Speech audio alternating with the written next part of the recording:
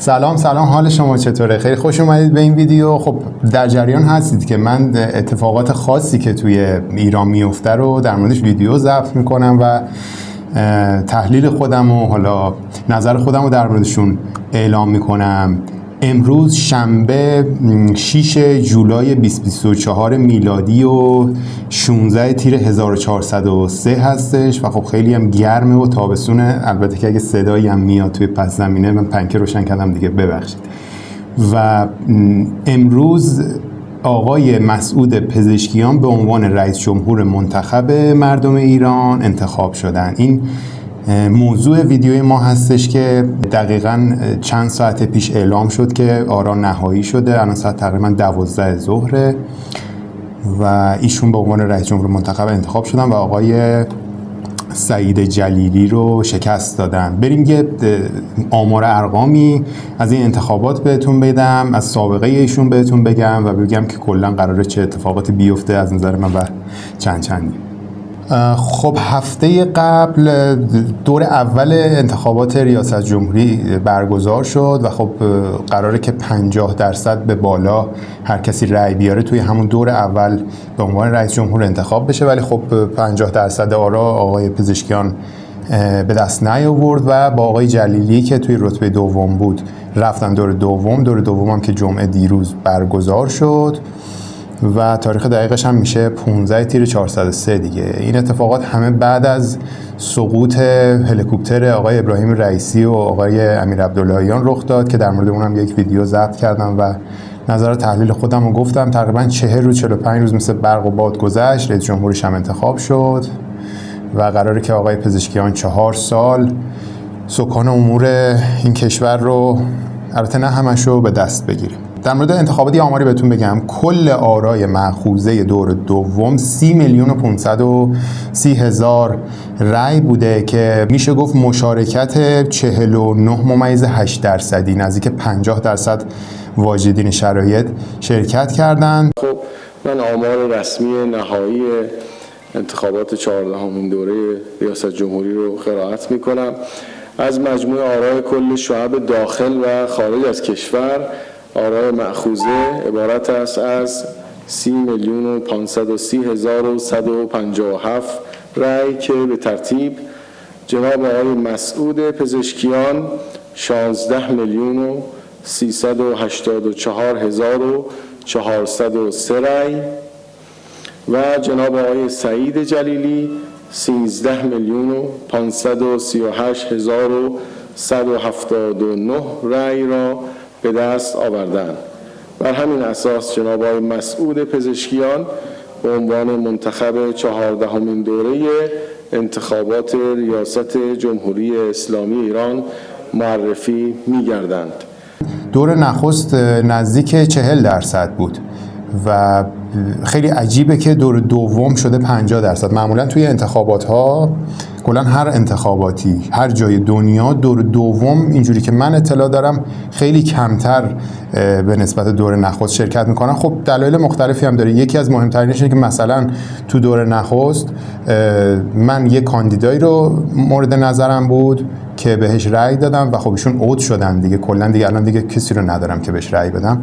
این یکی از دلایل مهمشه و حالا به این صورت نتایج اعلام شد. آقای مسعود پزشکیان 16,384,000 رأی و آقای سعید جلیلی هم 13,538,000 رأی که میشه گفت 53.6% آرا رو آقای پزشکیان به خودش اختصاص داده. خب و بیشتر از 50% و واضحه که رئیس جمهورم میشن. البته رئیس جمهور الان اسمش رئیس جمهور منتخب مردمه تا یه زمانی که شورای نگهبان تایید بکنه و پس از اون هم رهبری تنفیذ بکنه این حکم رو، اون موقع رسمی میشه و اون موقع دیگه میشه گفت ایشون رئیس جمهوره. اتفاقی که توی همه دوره ریاست جمهوری میفته. سابقه ایشون رو بهتون بگم. ایشون از نظر تحصیلات پزشک هستن، جراح قلب فوق تخصص قلب دارن، 5 دوره نماینده مردم تبریز توی مجلس شورای اسلامی بودن، نایب رئیس دور 10 مجلس هم بودن یه مرتبه و از سال 80 تا 84 دوران ریاست جمهوری آقای خاتمی هم این آقا وزیر بهداشت بوده. کل سابقه‌ای که داره اینه، یعنی بیشتر توی مجلس بوده و یه سابقه دیگه هم داشت، من نمیدونم اینجا بودم، رئیس دانشگاه علوم پزشکی تبریز بوده از سال 73 تا 79. خب مسئولیت‌های دیگه هم داشته از بعد از انقلاب، ولی خب خیلی قابل توجه نبوده. یه سری موضع‌گیری‌هاشو من بهتون بگم. سال 90 خب گفته که من اصلاح طلب نیستم، 100 بارم میگم من اصلاح طلب نیستم و نخواهم بود. خب از اونجایی که توی این انتخابات خیلی اصلاح طلبا مانور میدادن روی ایشون و میگفتن خب ایشون اصلاح طلبه، ایشون از ماست و اینا، که حالا یه سهمی رو از قدرت ببرن، ولی خب ایشون خودش رو جز هیچ حزب و گروهی نمیدونه و جالبه که همین امروز توی مصاحبه‌ای که بعد از نتایج قطعی اومدش بعدش مصاحبه کرد، گفتش که من از اونجایی که نامزد مستقلی بودم و جز هیچ حزبی نبودم، خب مردم شرکت کردن و من رأی دادن و دستشون درد نکنه. یعنی ایشون اصلا خودش رو جز هیچ حزبی نمیدونه. این خیلی مهم بود. یه اتفاقی هم افتاد که ایالات متحده سپاه پاسداران انقلاب اسلامی رو توی لیست تروریستی قرار داد. ایشون اون زمان توی مجلس بودن، فکر کنم نایب رئیس بودن اون زمان به گمونم، و بله نایب رئیس بودن و لباس سپاهی رو پوشیده بودن و اومده بودن گفتن که ما از سپاهیم و از مردمیم و خلاصه که پشت سپاه هستیم.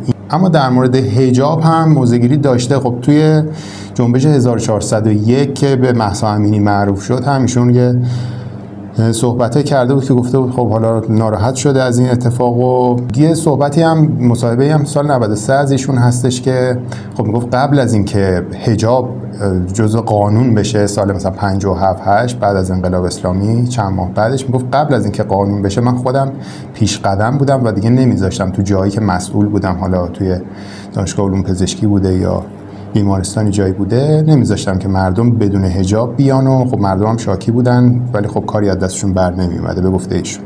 ما انقلاب که شد مسئول پاکسازی و بازسازی بیمارستان‌ها و دانشگاه شدیم. بیمارستان‌ها و دانشگاه کلا اون موقع هم شاید که نه، ما وقتی به اصطلاح مسئول شدیم یه بخشنامه کردیم به همه که مثلا باید با این چارچوب بیایید. البته رفتیم با دادگاه انقلاب و با بچه‌ها هماهنگ کردیم که ما این تصمیم میگیریم فردا. هنوز بحث حجاب اینا نشده بود، هنوز این بحثا نشده بود که چیز بود. بعد از اون 2 ماه بعد دولت اعلام کرد که مثلا این اتفاقات باید بیفته. در مورد فیلترینگ هم خب مخالفت طرح صیانت بوده، اون زمان داخل مجلس بوده و گفته که خب به کسب و کارهای الکترونیکی اینا آسیب میزنه، به کسب و کارهای اینترنتی. و توی مناظره هایی که با آقای جلیلی داشت گفتش که خب هر جای دنیا ممکنه که اینترنت رو ببندن و قطع بکنن و اینا، یعنی از سوی دفاع کرد از اینکه مثلا آقا اینترنت رو ممکنه قطع بکنن.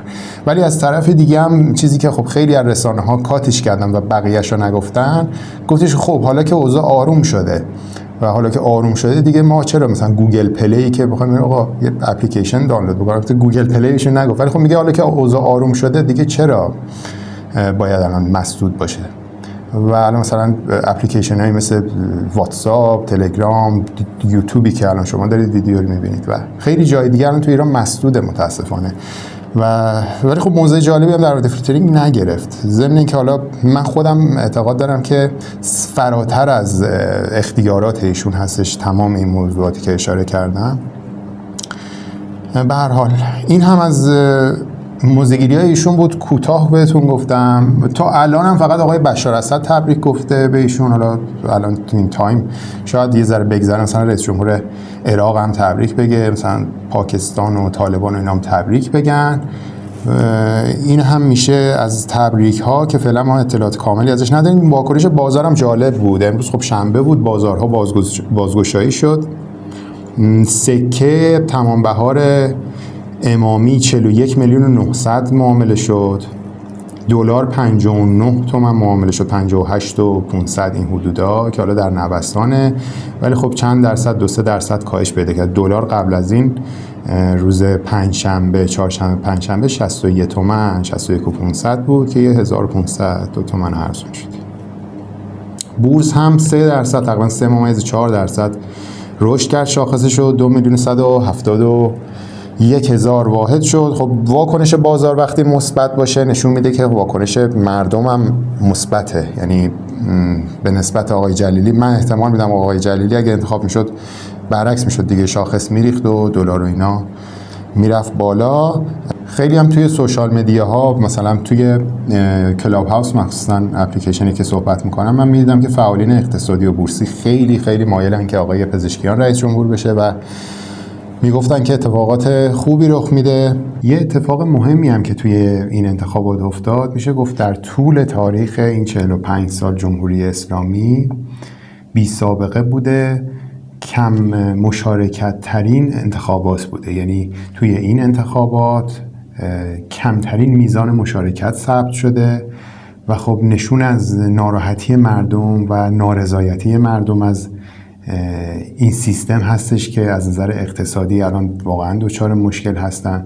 کمپینی را افتاده بود که به این انتخابات تحریم بشه، عده زیادی ویدیوهایی میفرستادن برای سایت ها، توی شبکه‌های اجتماعی منتشر میشد که خب ما ناراضیم و توی این انتخابات هم شرکت نمی‌کنیم چون میدونیم که رئیس جمهور اختیاری نداره. نمیشه گفتش که رئیس جمهور هیچ اختیاری رو نداره. واقعا من خودم جزی کسایی بودم که توی انتخابات شرکت نکردم و خب دلایل خودمو داشتم، اون تا قبلش موضع‌گیری نکردم. هر کسی اختیار داره که شرکت بکنه یا نکنه، ولی خب از نظر من اون اختیاراتی که ریاست جمهوری باید داشته باشه کمی باید بیشتر باشه یا حداقل بتونه بیشتر کار بکنه. الان در نظر بگیرید داستان فیلترینگ رو، خب خیلی مردم درگیرشن، شبکه‌های اجتماعی بسته است، مردم کسب و کارشون دچار مشکله و خب محدودیت ها روز به روز داره زیادتر میشه. من اشاره کردم یه اپلیکیشن گوگل پلی که گوشی اندرویدی میخوام برن یه اپلیکیشنی دانلود بکنن مسدوده، هیچ جای دنیا همچین چیزی نیستش و متاسفانه هر دوره انتخابات ریاست جمهوری هم که گذشته شرایط بدتر شده. یعنی ما نمیبینیم که رئیس جمهوری بیاد و بتونه مثلا یه کمی وضعیت فیلترینگ رو بهتر کنه، یه کمی فشار بر مردم رو از نظر اقتصادی کم بکنه. روز به روز داره اوضاع سخت‌تر و بدتر میشه و کسی هم نیستش که بتونه نجات بخش باشه توی این شرایط بد. در مورد اقتصاد هم به همین شکل هستش. یعنی ما ریاست جمهوری رو نمیبینیم که توی اون دوره دلار رشد نکرده باشه، تورم بهبود پیدا کرده باشه، کمتر شده باشه، جز مثلا 3-4 سال دولت آقای روحانی که اونم به خاطر امضای برجام بود و خب اونم که از بین رفت. ما دیگه تورم‌های بالای 40% رو تجربه کردیم. بیشترین تورم هم که پارسال و پیارسال 1401 و 2 بود که 40-50% به گفته آمار رسمی بود. بنابراین اگه بخوام گفته‌هامو تجمیع بکنم و یه نتیجه گیری ازش بگیرم اینه که خیلی سخته که یک رئیس جمهور بتونه وعده هایی که بهش میده عملی بکنه و اوضاع مردم رو بهبود بده. به خاطر همین از نظر من با سطح اختیارات و توانایی که رئیس جمهور داره خیلی نمیشه دوستان امیدوار بود که مثلا از نظر اقتصادی ما خیلی بهبود پیدا بکنیم، از نظر سیاسی اوضاع بهتر بشه. میبینیم که روز به روز تنش و جنگ داره بیشتر میشه و اتفاقات ناگواری میفته. به هر حال من خودم امیدوارم که اوضاع بهتر بشه، اما متاسفانه چون اول ویدیو بهتون گفتم که بگم قراره چه اتفاقاتی بیفته، از نظر من قرار نیستش که چه آقای جلیلی، چه آقای پزشکیان و چه هر کسی دیگه‌ای قرار نیستش که اوضاع ما حداقل الان بهبود پیدا بکنه. از نظر من امیدوارم که لذت برده باشید و استفاده کرده باشید. یک کانال تلگرامی هم هستش که فایل های صوتی اپیزودهایی که توی تلگرام توی یوتیوب هست رو توی تلگرام قرار میدم براتون و برنامه‌های زمانی و تصاویر و لینک ویدیوها رو اون کانال رو میتونید عضو بشید و 2 تا ویدیویی هم که اینجا میاد به دردتون میخوره میتونید برید اونها رو هم ببینید و استفاده بکنید. خیلی مخلصم.